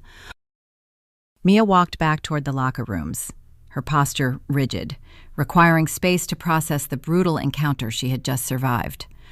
Officer Miller nodded to me, a silent acknowledgement of the crisis averted, before returning to his post. I followed Nolan down the quiet corridor, stepping into his cramped track and field office. It smelled faintly of athletic tape and old coffee. I sank into the chair opposite his desk, burying my face in my hands. The crushing weight of the ambush forced me to confront a terrifying reality about my own survival strategy. For 14 years, I believed my fierce isolation was a shield, protecting Mia from the toxicity of the Willamette Valley. I prided myself on building our life entirely alone, rejecting assistance and relying solely on my own gritty endurance. But sitting in that small office, listening to the erratic hammering of my own heart, I realized my hyper-independence was not a virtue. It was a trauma response. I was operating under the deeply flawed assumption that accepting help was synonymous with surrendering control, exactly as it had been when my parents dictated my existence. I had weaponized my own pride, isolating myself so completely that I nearly drove a permanent wedge between my daughter and me. The realization triggered a visceral, jagged memory, pulling me sharply backward to my first grueling year in the high desert. The flashback hit me with vivid, suffocating clarity. I was 21 years old, exhausted beyond the limits of human endurance. I was living in a drafty, freezing studio apartment on the edge of Bend, working overnight shifts at a commercial bakery, while a neighbor watched Mia. The meager wages barely covered the rent and heating bills, leaving almost nothing for groceries. I was surviving on discarded bread ends and cheap ramen so I could afford specialized infant formula. The physical hunger was a constant, hollow ache in my stomach, but the psychological terror of failing as a mother was far worse. I was sitting in a plastic chair in the sterile waiting room of the local WIC office, the Government Assistance Program for Women, Infants, and Children. Mia was fussy teething and uncomfortable in her stroller. A kind, middle-aged state social worker with a gentle, unhurried demeanor called me into her cubicle. She reviewed my meager pay stubs, her brow furrowing with genuine maternal concern. She spoke softly, offering me the standard supplemental nutrition vouchers for milk and formula. Then she leaned forward, placing a compassionate hand on her desk. "Chloe," she said, her voice completely devoid of judgment, "your income qualifies you for the expanded SNAP benefits. We can get you emergency food stamps today. It will take the pressure off. You do not have to struggle this hard. Let us help you." She offered a lifeline to a drowning girl. She offered the exact support I desperately needed to keep my child warm and fed. But my traumatized brain did not process her kindness as support. My mind instantly superimposed the image of my father standing in the hospital recovery room, offering his financial backing in exchange for my baby. To my fractured psyche, accepting government charity felt indistinguishable from accepting the poisoned leverage my parents had wielded. I did not express gratitude. I did not quietly decline the offer. I erupted. "I do not need your charity," I screamed, my voice cracking, harsh and ragged, echoing across the quiet cubicle farm. I stood up, grabbing the handles of the stroller so violently the wheels skidded against the linoleum. "I am not a charity case. I provide for my daughter. I do not need anyone's handouts. I can do it myself." The social worker flinched, pulling her hands back, her eyes wide with shock and hurt. I had hurled a vicious, unwarranted tirade at an innocent woman who was merely trying to ease my suffering. I snatched the basic WIC vouchers off the desk and stormed out of the building, projecting a fierce, impenetrable arrogance to mask my sheer terror. I pushed the stroller out into the freezing high desert wind, walking briskly until I reached my rusted sedan parked 3 blocks away. I strapped Mia into her car seat, collapsed behind the steering wheel, and broke down. I sobbed uncontrollably, hitting the steering wheel with my fists, crushed by the devastating weight of my own isolating pride. I had screamed at a kind stranger because I was terrified of being vulnerable. I was punishing the world for my parents' sins, and in doing so, I was making my own survival infinitely harder. The harsh memory dissolved, snapping me back to the present day, sitting across from Nolan in his high school office. I looked at the man sitting behind the desk. Nolan had not asked questions when I ran out of the warehouse. He had not demanded an explanation when Diane stormed the lobby. He had simply perceived a threat to Mia and immediately acted to protect her, utilizing his authority without hesitation. He was steady-grounded and completely untainted by the aristocratic manipulations of my past. He represented a safe harbor I had spent years refusing to enter out of pure, stubborn fear. I let out a long, trembling breath, dropping my hands into my lap. I looked at him, feeling the last heavy defensive wall I had built slowly begin to crumble. "I cannot fight them alone anymore, Nolan," I admitted, my voice raw and vulnerable, stripped of the operations manager authority I usually commanded. The admission tasted foreign, a terrifying concession of weakness that contradicted my entire adult identity. "They are not going to stop. My mother ambushed her at school today. If she is willing to do that, they are desperate enough to try anything. I am so tired of fighting them by myself." Nolan stood up, walking around his desk. He did not offer a pitying smile or a hollow platitude. He crouched down in front of my chair, resting his hands gently on my knees, anchoring me to the present moment. "You have never been alone, Chloe," he said, his tone carrying a quiet, immovable strength. "You just built the walls so high, you forgot how to let anyone inside. You survived the hardest part. You kept her safe. Now it is my turn to help you hold the line." I nodded, fresh tears spilling over my eyelashes. The relief was staggering, a physical release of tension that left me breathless. I leaned forward, resting my forehead against his shoulder, finally allowing myself to accept the support I had violently rejected 14 years ago. We stayed in the office until the final bell rang, signaling the end of the school day. I knew the brief reprieve was temporary. Diane's humiliating defeat in the lobby would not deter her. It would only enrage her, prompting a more calculated public offensive. And I knew exactly where that offensive would take place. The Oregon School Activities Association State Cross Country Championships were scheduled for the following weekend. The event was the pinnacle of Mia's athletic career, and it was being held at Lane Community College in Eugene, the very heart of my parents' territory. It was the perfect stage for Diane to attempt a public reclamation of her estranged granddaughter. I looked at Nolan, my resolve hardening. I asked him to stand with us at the starting line, preparing to face the Willamette Valley elite on their own ground, utilizing a secret weapon Diane never saw coming. The drive back over the Cascade Mountains toward Eugene felt like navigating a descent into the underworld. 14 years ago, I had crossed the Santiam Pass in the dead of night, clutching a newborn baby, fleeing a suffocating aristocratic exile. Now I was returning to the Willamette Valley, deliberately driving straight into the heart of my parents' territory. The landscape shifted dramatically as we descended from the rugged, arid peaks of Central Oregon into the lush, damp greenery of the valley. The Oregon School Activities Association State Cross-Country Championships were hosted annually at Lane Community College, a sprawling campus located mere miles from the pristine neighborhoods where Thomas and Diane held court. They considered this region their personal kingdom, and I knew with sickening certainty they would attempt to assert their dominance on home soil. The morning air was heavy with freezing drizzle, the signature, relentless moisture of the Pacific Northwest winter. The sprawling athletic fields were a chaotic sea of colorful team tents, anxious high school runners, and cheering spectators wrapped in thick rain gear. The ground was already churned into thick, treacherous mud, promising a grueling 5-kilometer race.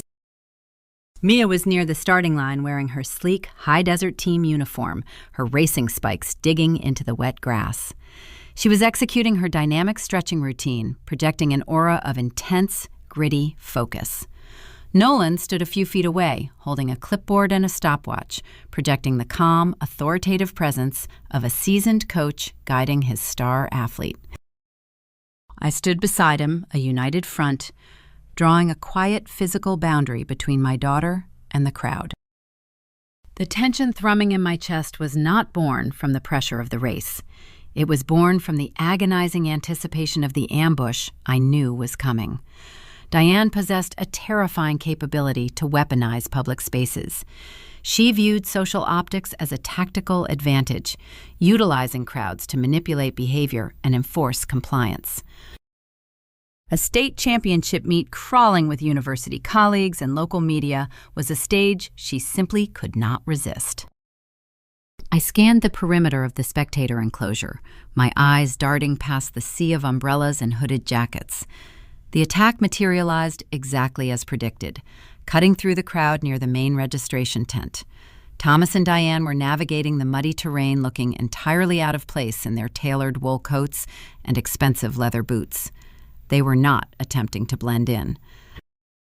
They were projecting an image of wealthy, benevolent supporters arriving to claim a piece of the victory. Thomas carried a large, obnoxious bouquet of exotic imported flowers wrapped in clear cellophane and tied with a thick silk ribbon. The sheer size of the arrangement was comical, a blatant display of purchasing power meant to intimidate the surrounding families, holding modest grocery store carnations. They spotted Mia near the starting chute. Diane adjusted her posture, smoothing the front of her coat, and plastered a brilliant manufactured smile across her face. She did not look at me. She deliberately bypassed my position, ignoring my authority entirely as she marched directly toward the athlete's staging area. She was operating under a critical, catastrophic assumption. She believed that despite her failed ambush in the high school lobby, Mia was still a naive, sheltered teenager susceptible to the glittering allure of wealthy grandparents. She assumed my daughter was a blank slate waiting to be charmed by expensive gifts and the promise of academic prestige. Diane raised her hand, waving enthusiastically as she approached the caution tape separating the runners from the spectators.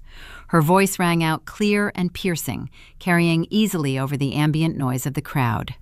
"Mia, darling, over here," Diane called out, her tone dripping with saccharine maternal affection. "It is your Grandma Diane, sweetheart. We came all this way just to watch you run. We are so incredibly proud of you." She pitched the greeting perfectly, ensuring the surrounding coaches and parents heard every single word. She was establishing a narrative on the public record, painting herself as a devoted, loving matriarch celebrating a cherished family bond. She expected Mia to freeze, intimidated by the sudden public attention, and default to polite compliance. She expected a photo opportunity, a chance to capture the estranged granddaughter accepting the lavish bouquet, validating Diane's status among her Eugene peers. The dramatic irony hovering over the muddy field was thick enough to choke on.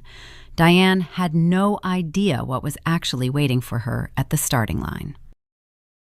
I stood silent near the timing officials, watching the scene unfold with a cold, detached clarity. I did not intervene. I did not step forward to shield my daughter. I knew I did not need to.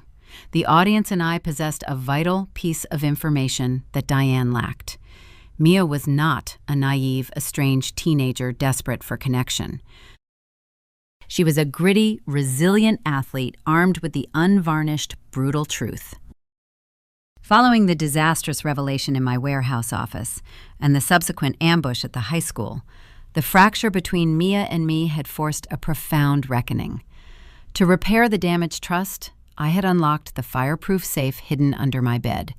I pulled out the yellow carbon copy of the revocation paperwork filed in the Marion County basement 14 years ago. I sat on the edge of her bed and let her read the dense legal jargon, proving beyond a shadow of a doubt the horrific ultimatum my parents had issued. She read the signatures confirming that Thomas and Diane had actively hired a lawyer to coerce my consent. She understood the 72-hour eviction notice. She grasped the sheer, calculated cruelty required to throw a 20-year-old girl and a newborn into the freezing rain. Mia knew exactly who the woman standing behind the caution tape was. Diane was not a loving grandmother. She was the architect of my near destruction, and she was stepping blindly into a trap of her own arrogant making. Mia finished a lunge, snapping her posture upright. She turned slowly, facing the spectator perimeter. She looked at Diane standing in her pristine cashmere coat, holding the ridiculous, oversized bouquet. Mia's expression was a masterpiece of cold, unblinking indifference. She did not display anger or fear. She looked at her biological grandmother with the exact same detached assessment she used to evaluate a steep, muddy hill on a cross-country course. She recognized the obstacle, acknowledging its presence, but refusing to let it alter her stride. The starting official blew a short, sharp whistle, signaling the runners to approach the painted line.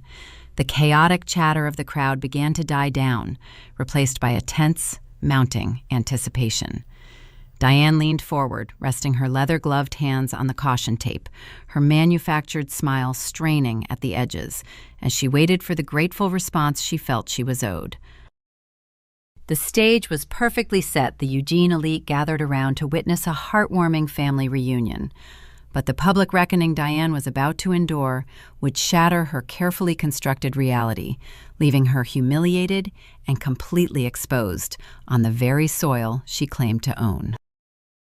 The starting official raised the heavy metal pistol high into the freezing, damp air. The sprawling field fell into a taut, electric silence, broken only by the sharp intake of breath from over 100 runners coiled at the painted line. Diane stood near the caution tape, her manufactured smile locked in place, holding the massive, expensive bouquet like a trophy she had already won. She genuinely believed her sudden dramatic appearance at the state championship had rattled Mia, securing an emotional advantage she could exploit the moment the race concluded. The gun fired a sharp crack that echoed across the muddy expanse of Lane Community College. The runners surged forward, an explosion of brightly colored uniforms churning the saturated ground into a chaotic spray of wet earth. Mia did not hesitate. The high desert training, the grueling miles logged on volcanic ash trails and steep elevation gradients had forged a rugged, relentless endurance that the Willamette Valley runners simply could not match. She settled into the leading pack, her stride efficient and powerful, slicing through the freezing drizzle with a gritty, determined focus. I stood near the finishing chute, tracking her neon orange jersey as the pack disappeared into the dense tree line, marking the first mile of the 5-kilometer course. Nolan stood beside me, a quiet, grounding presence, holding his stopwatch, tracking the splits with precise clinical attention. He did not say a word about my parents standing a few yards away. He kept his focus entirely on the athlete he had trained, pouring his energy into the present moment rather than the toxic ghosts of my past. The next 18 minutes stretched into a grueling, agonizing eternity. The crowd of spectators milled around the finishing corridor, buzzing with nervous energy, waiting for the leaders to emerge from the final wooded turn. Thomas and Diane had jockeyed for a prime position near the finish line, asserting their perceived dominance by physically crowding out the families holding modest, homemade signs. Diane gripped her phone in one hand, the camera app open, ready to document her triumphant, grandmotherly embrace for her university colleagues and social media followers. She was preparing to hijack my daughter Victory, leveraging a 14-year-old girl athletic success to polish her own aristocratic facade. A sudden roar erupted from the far end of the spectator perimeter. The lead runner broke through the tree line, hitting the final 400-meter stretch. It was a single, neon orange jersey covered in a thick layer of dark brown mud. Mia was alone. She had broken the pack during the grueling hill climb at mile 2, and she was currently executing a devastating final kick, leaving the closest competitor 40 yards behind. She pounded across the saturated grass, her face twisted in a mask of pure athletic agony and raw, unfiltered triumph. She tore through the final muddy stretch, crossing the electronic timing mat and breaking the finish line tape. The crowd exploded into a deafening wall of cheers, cowbells, and applause. She had secured the individual state championship, a staggering accomplishment forged in the dirt of Central Oregon. Mia slowed her pace, dropping her hands to her knees, her chest heaving violently as she gasped for air. She was covered in mud from her shins to her shoulders, shivering in the freezing rain, but radiating an undeniable, fierce power. The race officials quickly draped a foil thermal blanket over her shoulders, guiding her toward the exit of the finishing chute, where the athletes were reunited with their families and coaches. Diane did not wait for Mia to catch her breath. She saw her opportunity for a public spectacle and launched her offensive. She ducked under the perimeter rope, shoving past a race official and a group of cheering parents. She marched directly into the center of the finishing chute, wielding the massive bouquet of imported flowers like a battering ram. She was determined to be the first person Mia interacted with, ensuring the cameras captured the loving reunion before I could intercept. Thomas followed closely behind her, his chest puffed out, projecting the image of a proud, wealthy patriarch. Diane planted herself squarely in the middle of the narrow pathway, effectively blocking Mia's exit. She threw her arms wide open, the bouquet resting against her hip, plastering the sweet maternal smile back onto her face. "Mia, darling," Diane cried out, her voice cutting through the ambient noise of the crowd. "You did it! We are so incredibly proud of you, sweetheart. Come give your grandma Diane a hug." The dramatic tension in the finishing chute thickened, turning the damp air suffocatingly dense. The surrounding parents and coaches who had watched the race unfold went quiet, sensing the unnatural, aggressive energy radiating from the woman in the cashmere coat. I stood 10 feet away, my hands clenched into tight fists, fighting every maternal instinct screaming at me to run forward and shield my child. But I held my ground. I knew stepping in would only validate Diane's narrative that I was an unstable, controlling mother, alienating a child from a loving family. I had to let Mia handle the confrontation. I had to trust the resilience we had built together. Mia stood up slowly, dropping the thermal blanket from her shoulders. She wiped a streak of mud from her forehead, leaving a dark smudge across her skin. She looked at Diane, standing in the middle of the pathway, blocking her exit, offering a hug she had absolutely no right to demand. Mia did not scream. She did not throw a tantrum or curse at her biological grandmother the way I had cursed and thrown a clipboard in the parking lot.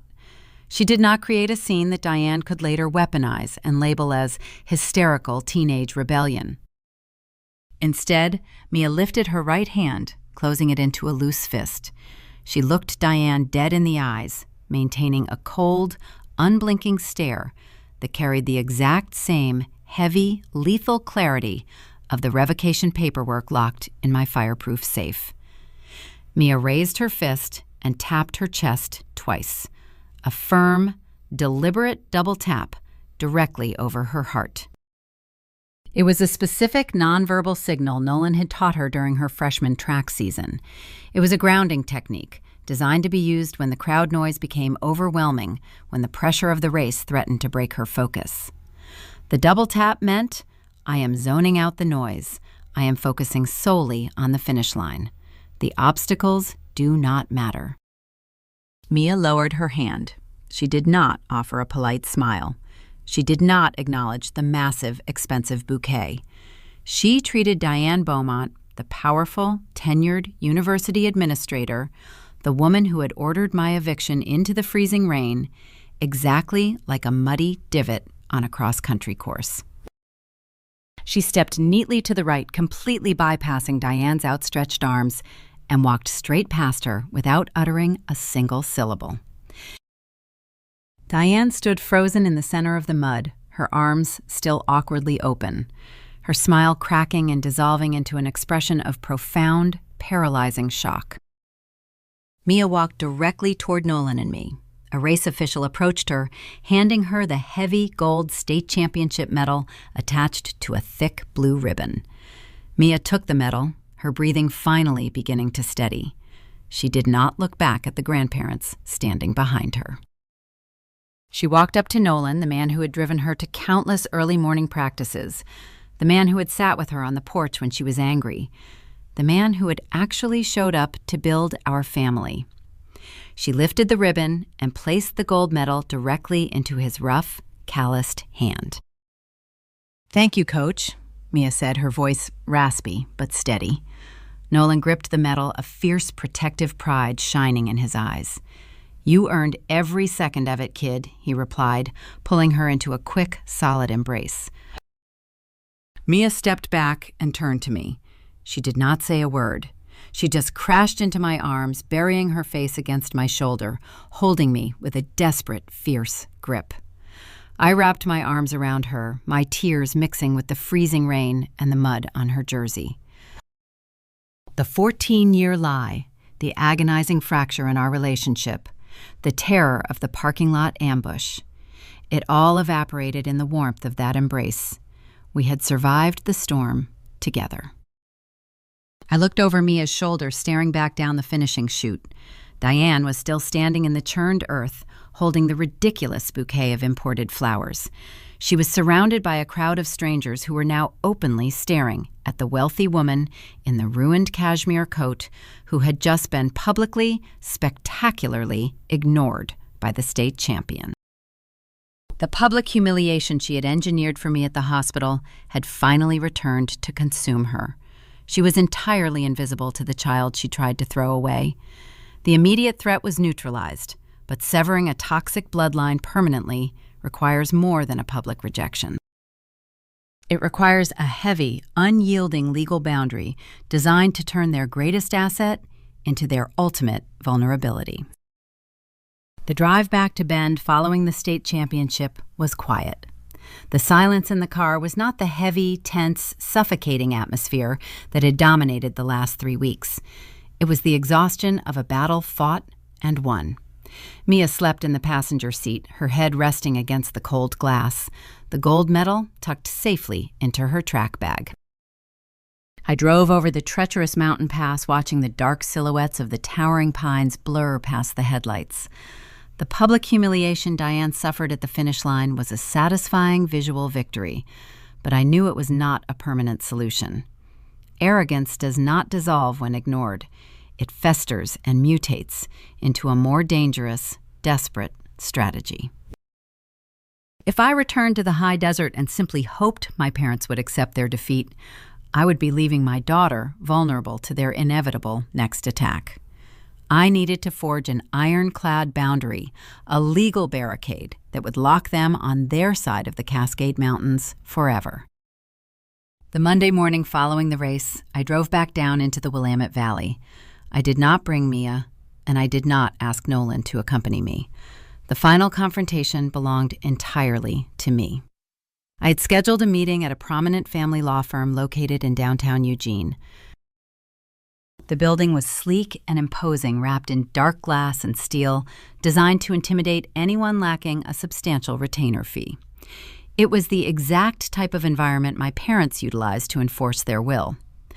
I walked into the lobby, my boots clicking against the polished marble floor, wearing the same dark green Gore-Tex rain shell I had worn 14 years ago. The receptionist offered a polite, strained smile, recognizing the stark contrast between my weathered outdoor gear and the bespoke tailoring of the clients usually waiting in the leather chairs. Thomas and Diane were already seated in a small private conference room. They had arrived with their own attorney, a sharp-looking man who carried an aura of bored confidence. My parents looked exhausted, the strain of the weekend public rejection etching deep, harsh lines into their faces. Thomas sat with his arms crossed, staring at the mahogany table. Diane sat rigidly upright, her pristine trench coat draped over the back of her chair, projecting a desperate, frantic authority. They expected a negotiation. They assumed I had requested the meeting to discuss terms, perhaps seeking a financial settlement to keep them away from Mia. They believed their wealth still provided a viable avenue for leverage. I took the seat across from them. I did not hire a lawyer to represent me. I did not need a legal translator to deliver my terms. I opened my canvas bag and pulled out a single sheet of heavy legal paper, sliding it across the polished wood. It was a formal cease and desist order, drafted specifically to permanently bar Thomas and Diane Beaumont from initiating any contact with my daughter or myself. It outlined explicit physical boundaries, restricting their proximity to our home Mia High School and my place of employment in Bend. Diane looked down at the document and let out a sharp, dismissive scoff. She picked it up, holding it by the very edge as if the paper were contaminated. "You drove all the way back to Eugene to hand us a standard template letter," Diane mocked, her voice dripping with aristocratic condescension. "You are incredibly naive, Chloe. A piece of paper does not override our legal standing. We offered you a fully funded 529 plan establishing our financial contribution. We have the resources to petition a family court judge for formal visitation rights, and we will drag this out for years if you force us to. You cannot simply banish your family because you are holding a petty grudge over a hospital room disagreement." Thomas nodded, silently supporting his wife's aggressive stance. The lawyer beside them adjusted his glasses, preparing to launch into a rehearsed monologue regarding grandparent rights under Oregon statutes. I did not argue. I did not raise my voice or attempt to defend my position.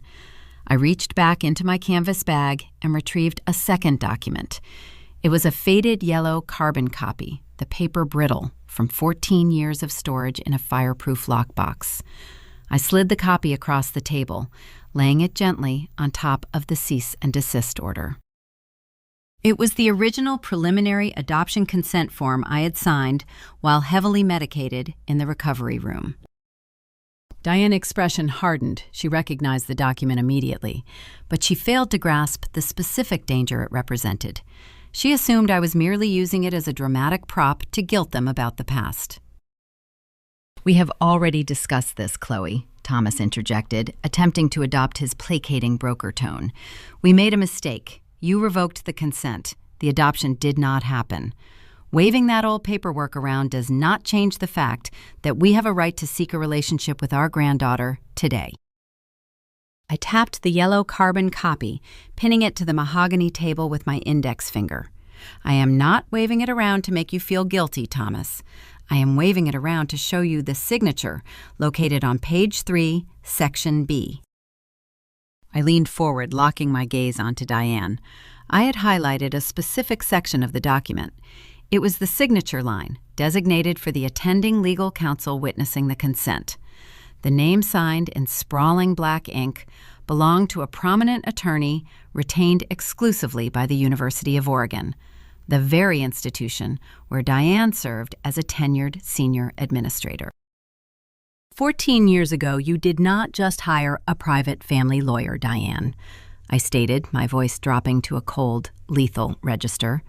You used a university-retained attorney to bypass standard ethical protocols and expedite a forced adoption. You utilized institutional resources, leveraging your academic position to coerce your own daughter into surrendering an infant while she was medically incapacitated. The silence in the conference room became absolute, instantly, suffocating the arrogant posturing. The lawyer sitting next to my parents stiffened, recognizing the catastrophic implication of the signature. If you attempt to contact us again, I continued, my tone steady and completely devoid of emotion, if you file a petition for visitation, if you send another Trojan Horse College Fund, if you so much as drive a vehicle into Deschutes County, I will not hire a family lawyer to fight you. I will take this original, yellow, carbon copy, and I will submit it directly to the University Ethics Board. I will file a formal complaint detailing exactly how a tenured administrator abused institutional legal resources to orchestrate an illegal, coerced adoption. I will expose the entire hospital encounter to the Academic Review Committee, your colleagues, and the local press. The color drained entirely from Diane's face, leaving her skin a sickly, pale gray. Her aristocratic facade, the fortress she had built to protect herself from the poverty of her childhood, disintegrated into pure, paralyzing terror. She stared at the highlighted signature, recognizing the fatal trap I had sprung. I was threatening her precious academic reputation, the very social standing she had sacrificed my life to protect. I was pointing a loaded weapon directly at her career and her legacy, ensuring that any attempt to pursue my daughter would result in her absolute public annihilation. It was the ultimate poetic justice, turning her own manipulative leverage into the very instrument of her destruction. "Sign the cease and desist, Diane," I commanded, pushing the pen across the table. "Sign it, and you keep your reputation. You keep your university title and your pristine country club standing. Refuse, and I burn your entire life to the ground before I leave this city." Diane did not look at her husband. She did not consult her lawyer. She picked up the pen, her manicured hand shaking violently, and signed her name on the dotted line. Thomas signed silently beside her, his head bowed in a posture of profound, irreversible defeat. They had traded their daughter for their social status, and now they were surrendering their granddaughter to protect it. The transaction was complete. I took the signed document, folded it neatly into my canvas bag, and walked out of the law firm without another word. I stepped out onto the damp Eugene sidewalk, feeling the cool drizzle against my face. I walked to my car and began the long drive back over the Santiam Pass. As the elevation climbed, the heavy gray clouds of the Willamette Valley broke apart, giving way to the brilliant, stark blue skies of the high desert. The crushing, invisible weight I had carried since that night in the hospital evaporated entirely. I was no longer running from my past. I had confronted the monsters legally and emotionally, locked them away in their own toxic cage, securing the deep, unshakable peace Mia and I had built together. Cutting the cord is never easy, but the peace waiting on the other side is worth every painful step. Share your proudest moment of boundary setting below. The air in Bend always smells like pine and crushed juniper after a hard rain. Standing on the porch of the home I built, watching Mia lace up her running shoes for a morning trail run, the silence around us feels different now.